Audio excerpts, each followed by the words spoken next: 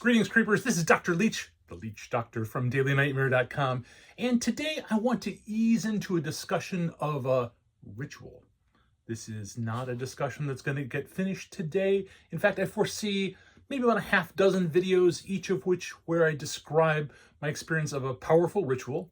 And by the end of that time, I hope to have uncovered enough material that I can make a few general conclusions about what ritual means going forward. And the spoiler is that at this instant, I am not certain what these conclusions are going to be. So this is not a sermon. This is not a lecture. This is not a lesson. If anything, this is me attempting to think aloud in public. I do not have a pithy definition or a succinct soundbite. So if that's what you're looking for, well, move along, citizen. Nothing to see here. In fact, now would be an excellent time to unsubscribe, walk away, pretend you never heard of me. Still here? Cool. I'm calling this a discussion because I really want to prompt a back and forth. I'm really hoping something I say will prompt you to come up with something, like either in the comments or maybe post your own video, or even write something in your journal. I found this whole question to be a really productive writing exercise. And it would amuse me if I was not misunderstood, which I realize is ultimately futile. To speak is to be misinterpreted, which is the blessing and the curse of language. Because misunderstanding can bring about a reply, a refinement, a revision, a better thought. And I'm also not a complete noob. I realize that kind of back and forth, honest, emotionally open exchange is almost impossible in the interwebs. However, I have structured this as a series of a few videos to just allow the possibility of more interaction. And my first specific request is help me come up with a better word than ritual. I feel like it has too many connotations that aren't exactly productive.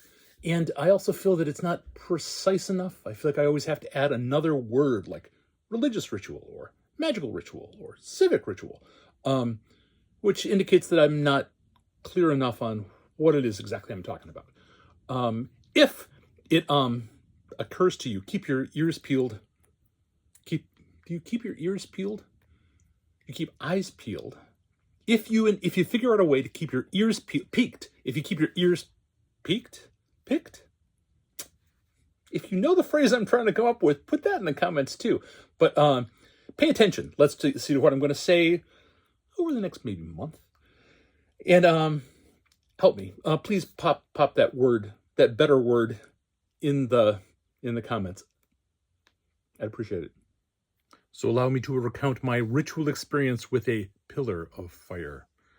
It took place a long time ago, back in the late 1980s. I was finishing up my undergraduate, and I was looking forward to grad school. I had found a professor I thought I wanted to study with, and I had registered for a class to take with him just to be sure. So I had traveled to Toronto in January just to be sure. And this course took place between the fall and winter semesters. It was called an interim, which meant it was relatively intense. It was every weekday, all day, just plowing through a bunch of material. There were 4 professors, I believe, three at least professors, who all were sort of like trying to impress each other, maybe. And the topic wasn't exactly my field. My undergraduate degree was in English and philosophy, and this was an interim in art historiography. So I was sort of aware of the words they were using, but I wasn't. It was adjacent to my expertise, let's just say. And the school had set me up with lodging, so I was going to be staying with some of the folks who went to this grad school. But since it was between semesters, they weren't there yet. So I was alone in a new city, in a big city. This is my first experience of a big city. And did I mention it was January?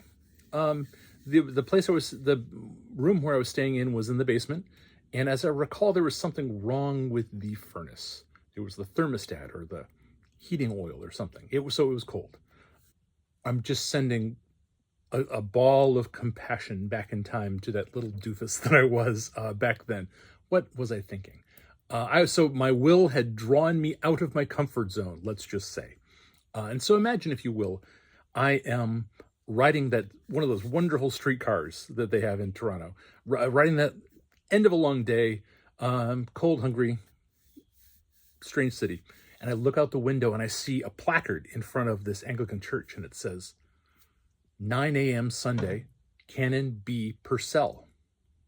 So, of course, I thought, this church is going to be presenting special music. It must be this musical work, the Canon in B, by Henry Purcell. And in retrospect, I could have realized that they misspelled the word canon in the name Purcell, but that was not foremost in my mind. What struck me was that this is the big city, and there's all sorts of really cool opportunities for culture just around every corner, and I could use a little bit of like fun, free entertainment. So I bundled myself up that Sunday morning, got myself to church, and it's a beautiful church. It has like that beautiful sort of Gothic church flavored architecture, lovely stained glass windows, and I look around and okay, maybe a little sparse on the attendance, especially if they're having special music. But I get the bulletin, and I sit down in the pew and I read the bulletin, and I realize there would be no special music. And in fact, the name of their minister is Canon B. Purcell. I had lured myself there under false pretenses, or at least false projections. So I'm sitting there in that pew, in this, among strangers in this strange big city, more than a little bit amused at myself that I have gotten there under the big cosmic joke. And because they're Anglicans, they were going to have communion every Sunday. They had communion every Sunday. And I realize not everyone is intimately aware of the inner workings of Christianity. So what I'm calling communion is it's a practice that Christians trace back to Jesus, something he did on the night before he was arrested and then later killed. And it involves bread and wine, or in the teetotaling tradition that I grew up in, bread and grape juice, don't you know? I'm in an Anglican church, and so of course they have communion. There's a special liturgy. You open up the hymnal, and there's a special liturgy. So you read along, and at the right time, I file up to the front of the church. And as I recall, they celebrated with communion through the method called intincture, which is by far and away my favorite way to celebrate communion, which means that one of the ministers had an actual loaf of bread that he had torn in half, and our job was to rip a bit off. And then you'd take that and you would dip it in this fancy chalice that the other minister had.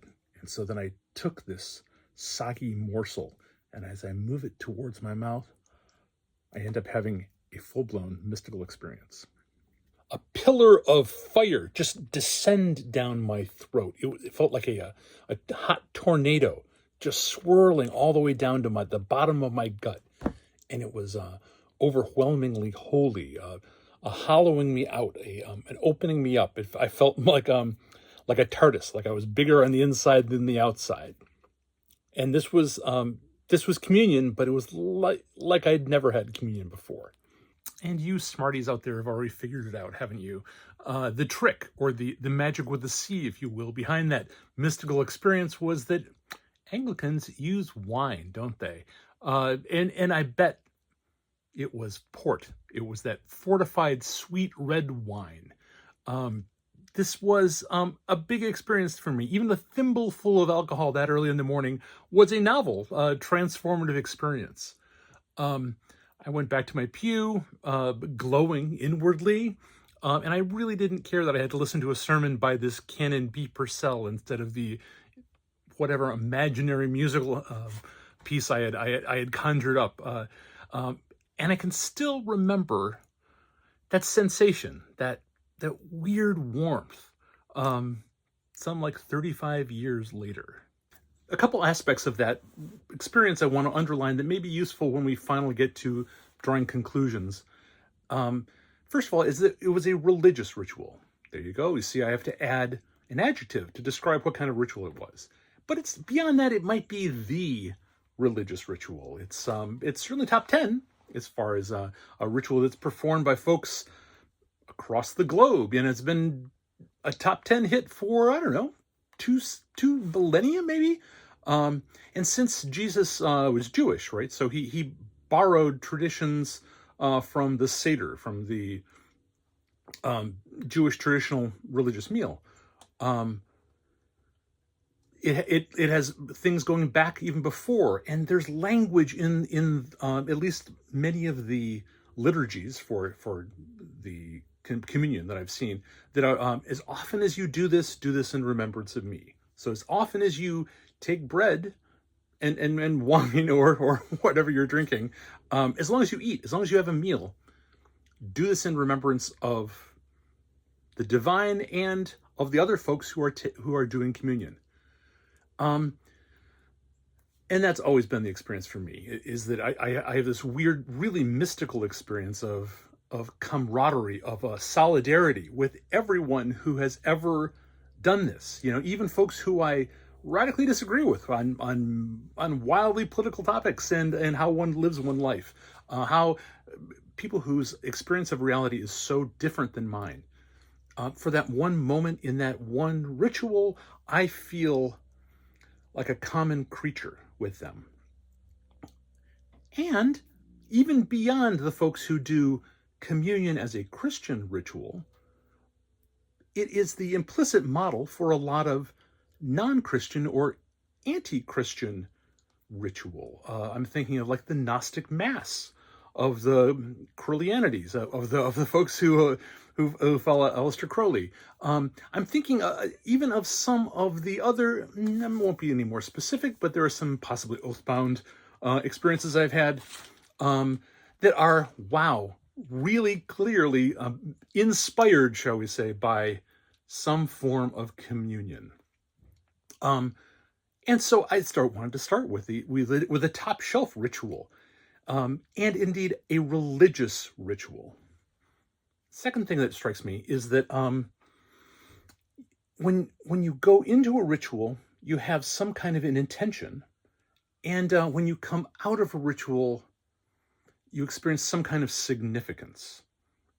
For me, like I've said, I feel that solidarity, that camaraderie with all other creatures. You know, it's this opening up towards a different kind of experience with a creator, maybe, and side by side, arm in arm with other creatures. And I realize that significance is exactly the opposite of what some folks must experience when they celebrate communion. I'm thinking of, well, if I had stumbled into a Lutheran church, I would not have been allowed to have communion because they celebrate close or closed communion. It's only folks who are in our club who get to take communion. So they would be feeling solidarity with their folks, which seems also valid. The significance that you take away, that might be a personal thing. And I'm curious if the intent that when you go into a ritual is also a personal thing. I obviously have mystical leanings. It's always made me not fit too well within the Protestant traditions that I've often found myself. And so I'm of course going to like emphasize that as a core part of a ritual that may be important. And the third thing, I don't know if I really want to admit, because it is a little more personal, but there was something about feeling tricked that is a very holy experience for me. It has developed over my life to be a signpost. Whenever I feel that there is a massive gulf between what I expect and what I get, in the sense that there is some almost behind the scenes stage managing in order to push me beyond my expectations, beyond the things I was. The hidden limiting beliefs I had about how reality works, that that feels like the divine or the noumenal beckoning. I have a interpretation actually of Jesus as a trickster. I think most of his miracles are challenging a limiting belief like that, like the marriage of Cana. Oh well, it was a great party, but it's got to end because we're out of wine. And Jesus sort of says, "Oh yeah, you so sure about that?" Or the feeding of the loaves and fishes. Oh well, great sermon, but everyone's enjoying themselves, but they're hungry, and we got nothing to feed them. Oh yeah, you so sure about that? And then the one thing that absolutely everyone knows about Jesus was you might be having fun, but it's all got to end. Death will be the one hard limit. Oh yeah, you so sure about that? Anyways, so whenever I feel, what I should say is what I like to feel whenever I am tricked, whenever I am conned, whenever it's the long grift, I like to feel that, pay attention, there might be something that will lead me out of my preconceptions. That might be a holy experience. I'm not certain if that's baked into what ritual is, because that's really my experience of reality. And this is, of course, heretical. If I was offering it as a teaching, I'm just offering it as my experience. As this is my crazy mystical experience. So that's the ritual I wanted to tell you about today. If I've sparked anything, like I said, either put it in the comments, make your own video, journal about it. We'll be at this for a little bit, so there'll be other opportunities. And if you've got any other thoughts on a word other than ritual for what I'm aiming towards, again, pop that in the doobly-doo. And if this was too pious for you, my next ritual will be about as far away from communion as you can get. It will be about an invocation ritual I attended for Baphomet, the goat-headed devil of Eliphas Levi, done by a prominent chaos magician. If you're curious about that, well, that'll be coming up next. Until then, take care.